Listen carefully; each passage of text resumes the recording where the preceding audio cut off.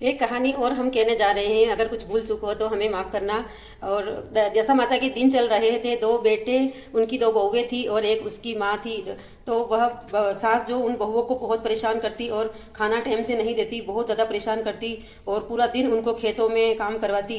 तो बहुएं बहुत परेशान हो जाती है, भूखी प्यासी, खाना भी नहीं सही से मिलता और भूखी प्यासी वह पूरा दिन काम करती थी। फिर एक दिन वह सोचती है बुढ़िया की मेरे मायके से बुलावा आता है कि बुढ़िया को अपने मायके जाना है। तो डोकरी सोचती है कि अगर मैं चली जाऊंगी तो ये खा पी के मौज करेगी और काम कुछ नहीं करेगी। ऐसे करके डोकरी मना करती है। फिर उसके बेटे बोलते हैं चली जाना, अब तो तेरे दो दो बहुएं हैं, वह संभाल लेगी घर और सब काम कर लेगी, तू जा।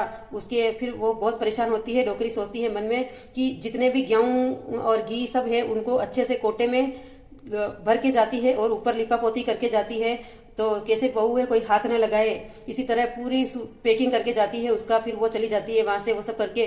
फिर बहुएं बोलती है कि अनाज भी नहीं छोड़ के गई, हम क्या खाएंगे, और ये तो हमें बहुत ज़्यादा परेशान करती है। और जाते जाते भी इतना कुछ करके गई, हम कैसे रहेंगे और क्या खाएंगे। पूरा दिन काम करते करते बहुओं की हालत बहुत ज़्यादा खराब हो गई थी। फिर उन्होंने सोचा कि जब तक नहीं आए तब तक हम इस कोटे से गेहूं निकाल लेते हैं और इसको वापस ऐसे के ऐसे ही लीप देंगे ताकि उसको कोई शक नहीं होगा। और बहुत ज़्यादा निशानियां करके गई थी, जैसे पता चल जाएगा अगर बहुएं इसके हाथ लगाएगी। तो बहुएं भी बहुत चालाक थी, तो वह गेहूं निकाल के और वैसे की वैसे निशान करके फिर वापस लिपा पोती कर दिया और वहां से गेहूं निकाल लिए। और आटा पिसवाने गई, आटा किसी ने नहीं पीसा, पैसे नहीं थे। तो वह घर पे आने के बाद दोनों ने मिलके गट्टी में गेहूं को पीस दिया, अच्छे से आटा बन गया। फिर सोचती है कि अब हम इसको कहाँ से बाटी बनाएंगे, लेकिन कहाँ सेकेंगे, कोई सेकने का कुछ भी नहीं था क्योंकि डोकरी सारी सुविधा सब बंद करके गई हुई थी।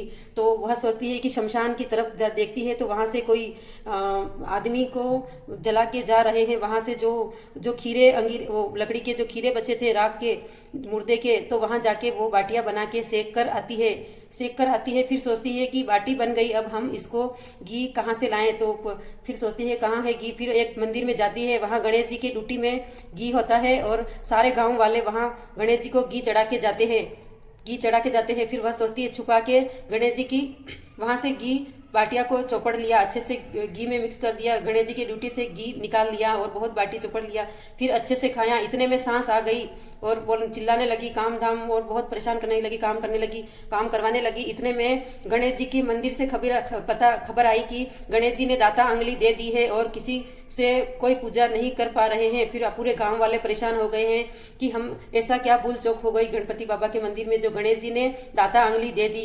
फिर वह बोलते हैं कि यहाँ सुबह से कौन आया है। फिर उनको पता चला कि उनकी दो बहुएं हैं वो आई है। सास ने बोला कि तुम ऐसा क्या कर आई वहां पे, जो गांव वाले तुम्हें यहाँ बुलाने के लिए आई है और दाता अंगली दे दी है गणपति बाबा ने। तो फिर बहुएं बहुत डर जाती है, लेकिन थोड़ी बड़ी बहू थोड़ी होशियार होती है, वह पल्लू में छुपा के धोना लेके जाती है मंदिर में, पल्लू में छुपा के। फिर साइड में जाके गणपति बाबा के कान में बोलती है कि हमारी सांस हमें इतना परेशान करती थी, हमने कोटन तोड़ के गेहूं निकाले, फिर डरते डरते हमने बाटी बनाई और शमशान में जाके हमने बाटी को सेका और आपके यहाँ से थोड़ा सा घी ले लिया तो आपने दाता आंगली दे दी, खोलो नहीं तो मैं धोना मारूंगी। गणपति बाबा उसकी बातों से हंसी आ जाती है और दाता अंगली खोल देते हैं। वो बोलते हैं कि क्या पता ये इतना कुछ कर आई है बाटी खाने के लिए तो ये मुझे धोना भी मार सकती है। इसलिए गणपति बाबा दाता अंगली खोल देते हैं और पूरे गांव वाले बउओं को बोलने लगते हैं कि आपके आने से गणपति पापा ने दाता अंगली खोल दी है। तो ये हमसे क्या सीख मिलती है कि गणपति बाबा ने जैसे उन पे मेहरबान हुए सब पे होना। जय बोलो गणपति बापा की जय।